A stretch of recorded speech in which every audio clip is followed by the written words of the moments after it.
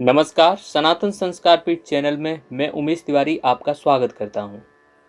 मूर्ति पूजा के दर्शन के संबंध में पूज्य स्वामी राम सुखदास जी महाराज कहते हैं, कुछ लोग प्रश्न करते हैं कि मंदिर में अथवा मंदिर के पास बैठकर मांस, मदिरा आदि निषिद्ध पदार्थों का सेवन करते हैं, फिर भी भगवान उनको क्यों नहीं रोकते। इसके संबंध में हमें समझना चाहिए कि माँ बाप के सामने बच्चे उद्दंडता करते हैं तो माँ बाप उनको दंड नहीं देते, क्योंकि वे यही समझते हैं कि अपने ही बच्चे हैं, अनजान हैं, समझते नहीं हैं। इसी तरह भगवान भी यही समझते हैं कि ये अपने ही अनजान बच्चे हैं, अतः भगवान की दृष्टि उनके आचरणों की तरफ नहीं जाती है। परंतु जो लोग मंदिर में निषिद्ध पदार्थों का सेवन करते हैं, निषिद्ध आचरण करते हैं, उनको इस अपराध का दंड अवश्य ही भोगना पड़ेगा। कुछ लोगों की जिज्ञासा है कि कबीर जी आदि कुछ संतों ने मूर्ति पूजन का खंडन क्यों किया। इस प्रश्न के संबंध में हमें समझना चाहिए कि जिस समय जैसी आवश्यकता होती है उस समय संत महापुरुष प्रकट होकर वैसा ही कार्य करते हैं। जैसे पहले जब शैवों और वैष्णवों में बहुत झगड़ा होने लगा, तब तुलसीदास जी महाराज ने रामचरितमानस की रचना की, जिसने दोनों का झगड़ा मिटा दिया। गीता पर बहुत सी टीकाएं लिखी गई हैं, क्योंकि समय समय पर जैसी आवश्यकता पड़ी महापुरुषों के हृदय में वैसी ही प्रेरणा हुई और उन्होंने गीता पर वैसी ही टीका लिखी। जिस समय बौद्ध मत बहुत बढ़ गया था, उस समय शंकराचार्य जी ने प्रकट होकर सनातन धर्म का प्रचार किया। ऐसे ही जब मुसलमानों का राज्य था, तब वे मंदिरों को तोड़ते थे और मूर्तियों को खंडित करते थे।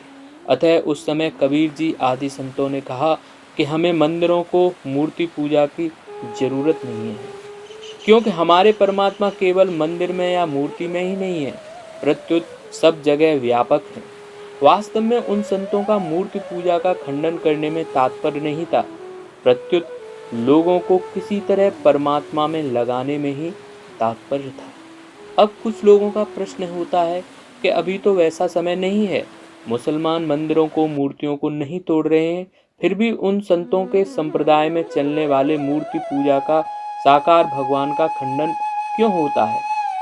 इसके संबंध में हमें समझना चाहिए कि किसी का खंडन करना अपने मत का आग्रह है, क्योंकि दूसरों के मत का खंडन करने वाले अपने मत का प्रचार करना चाहते हैं, अपनी प्रतिष्ठा चाहते हैं।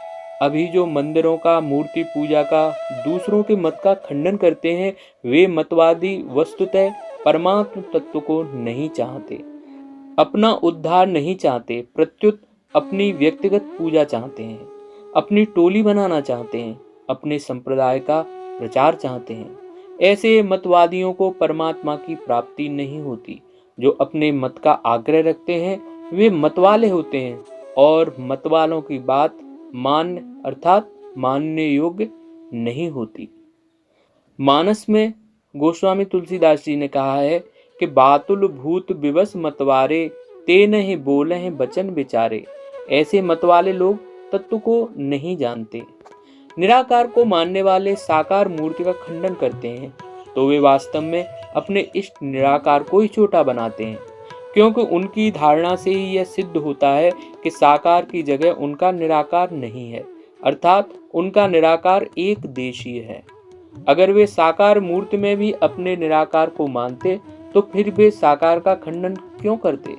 दूसरी बात, निराकार की उपासना करने वाले परमात्मा साकार नहीं है, उनका अवतार भी नहीं होता, उनकी मूर्ति भी नहीं होती, ऐसा मानते हैं। अतः उनका सर्वसमर्थ परमात्मा अवतार लेने में, साकार बनने में असमर्थ हुआ, अर्थात उनका परमात्मा सर्वसमर्थ नहीं रहा। वास्तव में परमात्मा ऐसे नहीं है, वे साकार, निराकार आदि सब कुछ है। अतः विचार करना चाहिए कि हमें अपना कल्याण करना है या अब साकार निराकार को लेकर झगड़ा करना है। अगर हम अपनी रुचि के अनुसार साकार की अथवा निराकार की उपासना करें तो हमारा कल्याण हो जाए। तेरे भावे जो करे भलो बुरो संसार, नारायण तू बैठ के अपनो भुवन बुहार। अगर झगड़ा ही करना हो तो संसार में झगड़ा करने के बहुत से स्थान हैं। धन, जमीन, मकान आदि को लेकर लोग अक्सर ही झगड़ा करते हैं। परंतु परमार्थिक मार्ग में आकर झगड़ा क्यों छेड़ें? अगर हम साकार या निराकार की उपासना करते हैं तो हमें दूसरों के मत का खंडन करने के लिए समय कैसे मिला? दूसरों का खंडन करने में हमने जितना समय लगा दिया, उतना समय अगर अपने इष्ट की उपासना करने में लगाते तो हमें बहुत लाभ होता। दूसरों का खंडन करने से हमारी हानि यह हुई कि हमने अपने इष्ट का खंडन करने के लिए दूसरों को निमंत्रण दे दिया। मूर्ति पूजा के दर्शन के संबंध में आपको यह वीडियो अच्छा लगा हो तो आप इसे लाइक करें, चैनल को सब्सक्राइब करें और नोटिफिकेशन वाली घंटी अवश्य दबाएं। सनातन धर्म के प्रचार प्रसार के लिए आप हमारे चैनल के वीडियोज को शेयर करें और अन्य भक्त बंधुओं तक पहुंचाकर धर्म लाभ कमाएं।